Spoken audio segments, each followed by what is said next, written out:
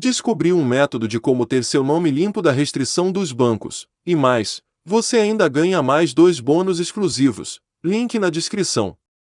A primeira turma que eu fiz, eu queria vender 30 vagas, porque quando eu era tenente no exército eu tinha 30 soldados, então eu sabia que para 30 pessoas eu dou aula bem. Essa era a minha métrica. A comparação era o Era exército. isso, era Tá. isso. Então eu falei, vou vender 30. E aí eu abri a primeira turma do Viver de Renda, foi no dia 2 de agosto de 2017, que era o meu aniversário. Eu falei, se for no dia do meu aniversário não pode ser ruim, né? A minha esposa, ela me preparou, falando, olha, prepara para não vender nada. Na época eu tinha uns 500 views nos stories. Então tinha 500 pessoas me assistindo, eu queria vender 30. Eu falei, tá bom, vou preparar, né? Mas se vender um, já tá ótimo, porque eu tenho um cliente, tenho uma pessoa, essa pessoa vai me dar feedback sobre o produto, eu melhoro. Se eu tiver só um cliente, é muita atenção nessa pessoa e esse cara vai ficar tão agradecido que vai falar para outras pessoas, não é possível. Só que vieram os 30, em uma hora eu vendi as 30 vagas. Em uma hora. Isso. E aí tinha um cara que já me seguia, que trabalhava com lançamento de produto. Ele falou, você tá doido, 30 pessoas vai ficar as moscas, né? Não é que nem o presencial, cara, vende mais. Ele falou, vende 100. Eu falei, 100? Tá doido, né? Pensei, 100 o suporte vai estar ruim. Eu falei, vou vender 50. Preocupado Aí vendi... com o suporte, hein? Sim. Com pós-venda. Mas tinha um ponto, é que eu não precisava do dinheiro naquele momento. Era muito mais um teste. Perfeito. Né? 30 já tinha dado uns 20 mil reais, assim. Não era 20. No final deu 30 mil. Tá. Foi o faturamento que eu tive vendendo 50 vagas, né? Então faz uma regra de 3 aí para ver mais ou menos onde estava o faturamento dos 30. Mas a questão é que aquele dinheiro era um bônus. Porque eu só lancei o primeiro curso, eu queria ter experiência para poder lançar cursos de outras pessoas.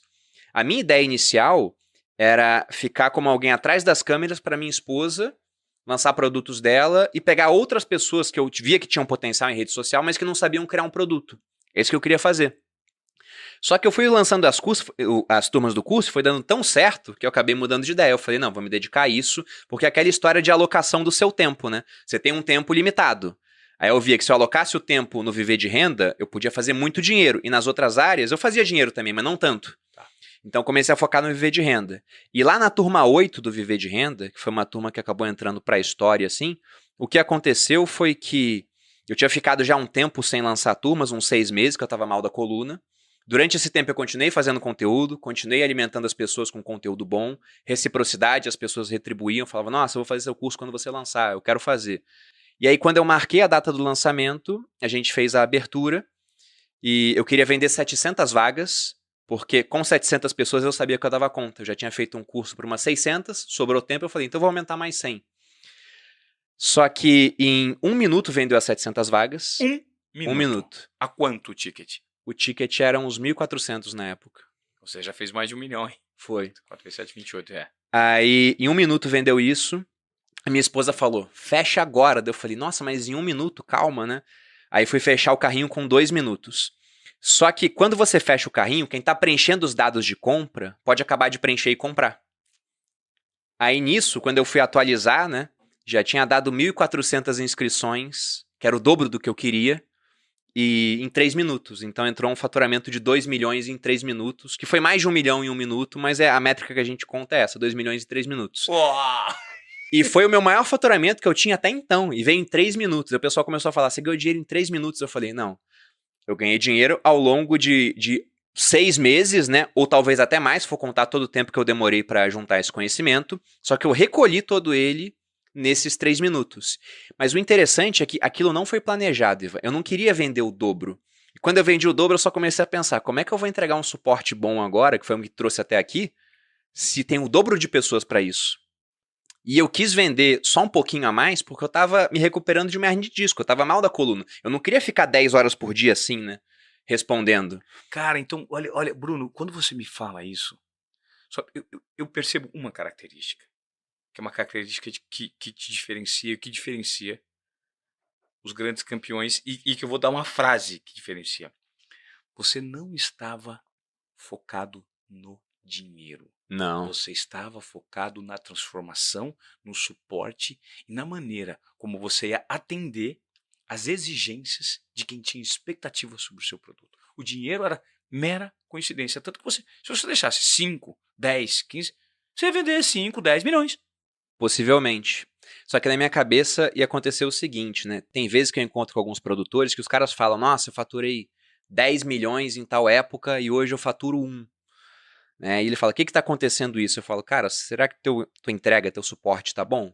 Porque às vezes você vende muito e aí a entrega é tão ruim que ao invés de ter uma propaganda positiva, acontece o contrário, né? Alguém fala, quero fazer um curso, só não faz desse cara, porque eu fiz, é caro e não teve entrega. Então você vende muito e não vende mais depois. Então minha preocupação sempre foi em ter o melhor tipo de relacionamento com o meu aluno a ponto dele poder me indicar para outras pessoas.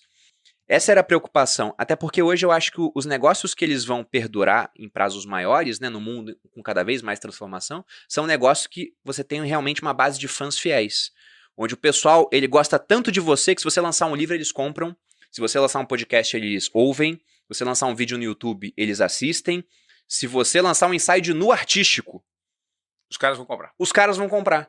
Isso é fidelização. Né? E já testei isso já, inclusive. Tô brincando, essa parte não. Você não testou isso. Mas não me desafiem, né? Não, então, mas você não testou isso. Mas você lançou junto com a sua esposa, acho que você, não você, mas a Malu junto com o Raul. Sim. Lançaram um sex shop completamente disruptivo.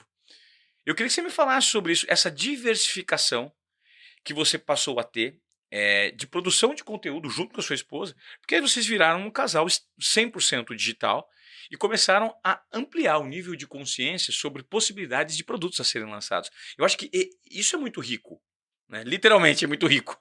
Sim, literalmente. Literalmente. Mas antes de falar disso, só para acabar essa parte do produto, tem um ponto interessante que você me lembrou, que é o seguinte, né? Eu vendi 1.400 vagas. E aí, quando eu fiz isso, antes de abrir o carrinho, o pessoal do Hotmart, que é um mecanismo que eu uso para vender, eles falaram, quanto você acha que vai vender, Bruno? Eu falei, vou vender 700. Aí, quando veio o dobro, a minha gerente foi mandar mensagem, nossa, Bruno, você vendeu muito, muito rápido, eu nunca vi isso acontecer, né? O pessoal começou a chamar de efeito Perini, né? Essa venda assim super rápida, como replicar isso, teve gente falando. Perini, cara. E ela falou, agora você tem que tomar um cuidado, porque você vendeu tudo isso, só que tem muito boleto. E estatisticamente, os boletos, parte deles não são pagos, né? Então você tem que fazer uma régua de e-mail, mandar uma série de e-mails lembrando o cara de pagar o boleto, porque senão vai ter muito boleto e no final você não vai ter 1.400, você vai ter 1.000 pessoas. Aí ela falou, como é que você vai fazer isso? Eu falei, eu não vou fazer isso. Deixa realmente quem não quer pagar o boleto não pagar. Nem lembra esse cara. Porque eu tava preocupado com o suporte. Eu não queria faturar 2 milhões agora para faturar 1 depois e 0 mais para frente. Pensamento de médio e longo prazo. Eu tava com foco no longo prazo. Eu pensei, isso aqui é só um estágio, né? O meu foco é lá na frente. Então eu quero esse cara muito satisfeito. Então eu cheguei nos meus stories e falei, olha pessoal, tem muito boleto. E geralmente quando tinha muito boleto eu falava, talvez eu reabra um outro dia. Eu já falei, não vou reabrir, porque já tem muito mais gente inscrita do que era para se inscrever. E se você fez um boleto e não pagar, não tem recuperação de boleto, você está fora do curso. Cartas na mesa, né? Essa é a regra do jogo, porque eu vendi mais do que eu esperava. Eu estou preocupado com entrega, tudo. Expliquei pro pessoal. Acabou que foi o meu melhor pagamento de boleto de toda a história, assim, porque o pessoal entendeu de fato que, olha, isso aqui é escasso de verdade, porque ele vendeu a mais.